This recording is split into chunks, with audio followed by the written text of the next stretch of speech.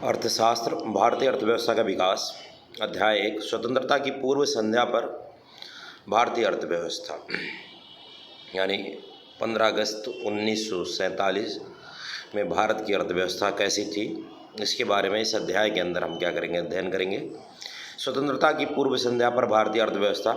भारत में ब्रिटिश औपनिवेशिक शासन का मुख्य उद्देश्य यानी अंग्रेजों का भारत के ऊपर शासन करने का मुख्य उद्देश्य क्या था, तो इनका उद्देश्य जो था, औपनिवेशिक शासन व्यवस्था का मुख्य उद्देश्य इंग्लैंड में तेजी से विकसित हो रहे औद्योगिक आधार के लिए भारतीय अर्थव्यवस्था को केवल कच्चा माल प्रदायक तक ही सीमित रखना था। यानी इंग्लैंड में औद्योगिक क्रांति शुरू हुई थी। औद्योगिक क्रांति शुरू करने के लिए जो हुआ था औद्योगिक क्रांति, उसको बढ़ावा देने के लिए उनको कच्चे माल की आवश्यकता थी। उन्हें कच्चा माल भारत से मिला और भारत से कच्चा माल लेकर के जाया करते थे, तैयार माल में बदलते थे। भारतीय संसाधनों का केवल शोषण मात्र उनका एक उद्देश्य है। यानी उनका उद्देश्य क्या था, भारतीय संसाधनों का क्या करना है, शोषण करना है। दूसरा उद्देश्य भारतीय अर्थव्यवस्था का लयबद्ध तरीके से शोषण, यानी एक क्रम तरीके से, क्रम से एक बाई वन भारतीय अर्थव्यवस्था का शोषण करना। और ब्रिटिश औपनिवेशिक शासन का उद्देश्य अपने मूल देश के आर्थिक हितों का संरक्षण और संवर्धन ही था। और इन अंग्रेजों का सोचना था कि भारत को लूट करके, भारतीय अर्थव्यवस्था को लूट करके अपने देश का क्या किया जाए, विकास किया जाए, अपने देश का विकास किया जाए। ये भारत में ब्रिटिश औपनिवेशिक शासन का मुख्य उद्देश्य था। इसके बाद आता है भारतीय अर्थव्यवस्था का औपनिवेशिक शोषण।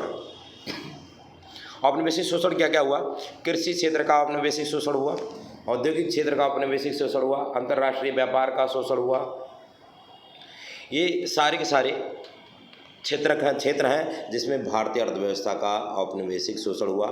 कृषि क्षेत्र का औपनिवेशिक शोषण यानी कृषि का, जिसमें भू राजस्व की जमींदारी प्रथा द्वारा किया गया शोषण था। वो जितना भी चाहे मनमानी लगान वसूला करते थे।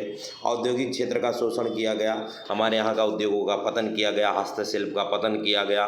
ब्रिटिश सरकार की मशीनों से बनी हुई वस्तुएं होती थी, वो आकर के यहाँ भारत में बिकने लगी। धीरे धीरे भारतीय अर्थव्यवस्था का पूरी तरीके से विनाश हुआ, तो उद्योगों का विनाश किया। अंतर्राष्ट्रीय व्यापार का शोषण, भारत का अंतर्राष्ट्रीय व्यापार बहुत अच्छा था अंग्रेजों के शासनकाल से पहले, लेकिन अंग्रेज आए, उन्होंने उसको भी व्यापार का पूरी तरीके से शोषण किया। इस व्यापार का शोषण विभेदनकारी नीतियों को लागू कर किया गया, जिसमें भारतीय कच्चे माल का शुल्क मुक्त निर्यात किया गया, जबकि ब्रिटिश वस्तुओं का शुल्क मुक्त आयात किया गया, जिससे ब्रिटेन की वस्तुएं भारत में आकर के सस्ते दामों पर बिकें, यहाँ की वस्तुएं विदेश में जाकर के सस्ती हो जाती थी। तो ये भारतीय अर्थव्यवस्था का औपनिवेशिक शोषण, जिसमें कृषि क्षेत्र का शोषण किया गया, कृषि क्षेत्र का शोषण, औद्योगिक क्षेत्र का शोषण, अंतर्राष्ट्रीय व्यापार का शोषण किया गया। औपनिवेशिक काल में भारतीय अर्थव्यवस्था के क्षेत्र किन मुख्य बिंदुओं पर बात किया जाएगा। कृषि क्षेत्र के बारे में बात किया जाए। कृषि क्षेत्र हो गया, औद्योगिक क्षेत्र और विदेशी व्यापार, इन सब मुद्दों पर बात किया जाएगा। पहला टॉपिक उठाते हैं कृषि। औपनिवेशिक शासन के दौरान भारत की अर्थव्यवस्था का मुख्य साधन कृषि ही था, जिस देश की 85% जनसंख्या खेती में ही लगी हुई थी। कृषि पर ही आश्रित करते थे। देश की 85% जनसंख्या खेती पर निर्भर करती थी। कृषि क्षेत्र की गतिहीनता के मुख्य कारण, यानी कृषि क्षेत्र, भारतीय कृषि काफ़ी ज़्यादा पिछड़ी हुई थी। इसके मुख्य कारण क्या क्या हैं। कृषि क्षेत्र गतिहीनता के मुख्य कारण है भी, गतिहीनता का मुख्य कारण औपनिवेशिक शासन द्वारा लागू की गई भू व्यवस्था प्रणाली को ही माना जा सकता था। जमींदारी व्यवस्था में कृषि कार्य में होने वाले समस्त लाभ जमींदार क्या कर लिए थे, हड़प लिया करते थे। औपनिवेशिक शासकों ने कृषि क्षेत्र की दशा को सुधारने के लिए कुछ भी नहीं किया। भू राजस्व व्यवस्था की पीड़ादायी शर्तें, जिसमें निर्धारित समय पर यदि भू राजस्व जमा नहीं कराया जाता था तो किसानों के अधिकार छीन लिए जाते थे। निम्न स्तर की प्रौद्योगिकी के साथ साथ सिंचाई सुविधाओं का क्या हुआ, अभाव हुआ। कृषि का व्यवसायीकरण का होना, कृषि के व्यवसायीकरण के कारण नकदी फसलों को ही उच्च उत्पादकता दी गई थी, परंतु यह लाभ भारतीय किसानों को नहीं मिल पा रहा था, क्योंकि उन्हें खाद्यान्न की जगह नकदी फसलों का उत्पादन करने के लिए विवश किया जाता था। कृषि में निवेश में कमी, यानी सिंचाई सुविधाओं का कोई विस्तार नहीं किया गया था। आधुनिक कृषि का कोई विस्तार नहीं किया गया था। HYV सीड्स का कोई विस्तार नहीं किया गया था। औद्योगिक क्षेत्र आते हैं। यानी स्वतंत्रता प्राप्ति के समय भारतीय हस्तशिल्प का पतन हो चुका था। पतन होने के कारण क्या थे? औद्योगिक क्षेत्र का पतन होने के कारण क्या थे भाई? इसमें निम्नलिखित कारण थे जिसके कारण औद्योगिक क्षेत्रों का विकास नहीं कर भारत औद्योगिक क्षेत्रों का विकास नहीं कर पाया। निम्नलिखित कारण क्या क्या है? आधुनिक उद्योग का आधार का ना होना, आधुनिक उद्योगों को कोई बेस नहीं बनाया गया था। भारत में औद्योगिकरण के पीछे विदेशी शासकों की दोहरी नीति और शोषण था। दोहरी नीति यानी वो चाहते ही नहीं थे कि भारत का क्या हो, भारत में उद्योगों का क्या हो, विकास हो। इंग्लैंड में विकसित आधुनिक उद्योगों के लिए भारत को एक कच्चे माल का निर्यातक बना दिया गया। कच्चे माल का निर्यातक बना दिया गया यानी हम कच्चा माल भारी मात्रा में क्या करते थे? निर्यात करते थे। भारी मात्रा में कच्चे माल को निर्यात करते थे। अपने उत्पादों अपने उत्पादों के लिए भारत को ही एक बाजार के रूप में विकसित किया उन्होंने।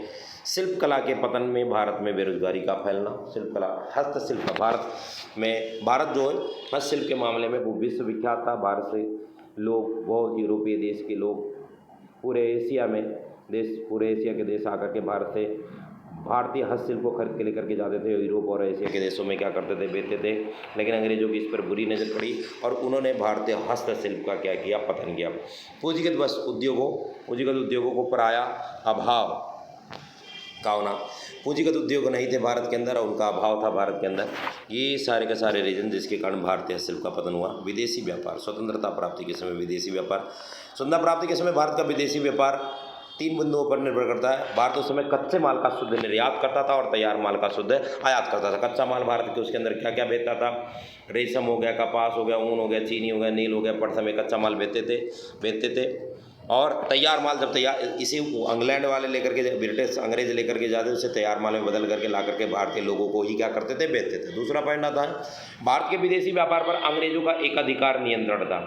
हम 50% से भी ज़्यादा व्यापार अंग्रेजों के साथ किया करते थे, सारा का सारा व्यापार, और बाकी 50% अन्य देशों से किया कर सकते थे। इसके अलावा भारत के विदेशी व्यापार जब होता था तो इसमें बहुत ज़्यादा लाभ होता था। लेकिन वो सारा का सारा लाभ अंग्रेज अपने देश के अंदर उठा करके लेकर के जाया करते थे और अपने देश का विकास करने पर या फिर अपने सैनिकों पर खर्च किया करते थे या फिर अपने भोग विलास पर खर्च किया करते थे। तो ये स्वतंत्रता प्राप्ति के समय भारतीय अर्थव्यवस्था के कारण, भारतीय अर्थव्यवस्था के पीछे रह जाने के ये कारण थे। 3 मुद्दों पर अध्ययन किया गया इसमें, कृषि क्षेत्र के बारे में और विदेशी व्यापार के बारे में और औद्योगिक क्षेत्र के बारे में।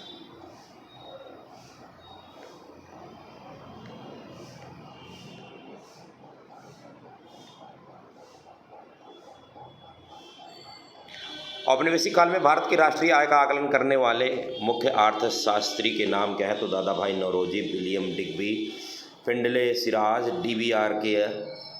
डॉक्टर VK RB राव तथा RC देसाई। इन्होंने स्वतंत्रता प्राप्ति के समय औपनिवेशिक काल के दौरान राष्ट्रीय आय का अनुमान लगाया। औपनिवेशिक शासनकाल में कृषि की गतिहीनता के मुख्य कारण क्या थे? तो औपनिवेशिक शासन द्वारा लागू की गई भू व्यवस्था प्रणाली, किसानों के अधिक लगान संग्रह, प्रौद्योगिकी का निम्न स्तर, सिंचाई सुविधाओं का अभाव और वर्गों का नगण्य प्रयोग आर्थिक एवं सामाजिक पिछड़ेपन कारण थे। स्वतंत्रता प्राप्ति के समय देश में कार्य कर रहे कुछ आधुनिक उद्योगों के नाम, यानी स्वतंत्रता प्राप्ति के समय देश के अंदर कार्य रहे कुछ आधुनिक उद्योग, सूती वस्त्र उद्योग था भाई, सूती वस्त्र उद्योग, पटसन उद्योग, लौह इस्पात उद्योग, चीनी उद्योग, सीमेंट उद्योग, ये सारे उद्योग क्या किए गए थे? शुरू किए गए थे भाई अंग्रेजों के शासनकाल के दौरान।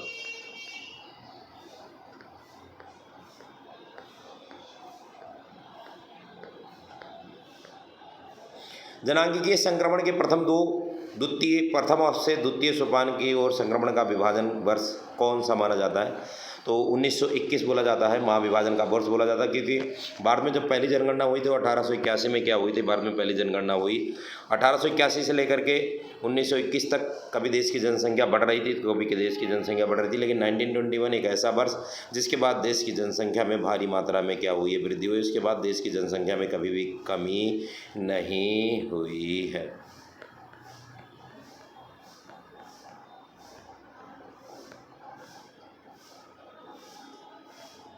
क्या अंग्रेजों ने भारत में कुछ सकारात्मक योगदान भी दिया था? इस विवेचना अगर बिल्कुल, भारत में वो दे करके गए कृषि का व्यवसायीकरण, भारत में रेलवे दे करके गए, कृषि का व्यवसायीकरण सिखा करके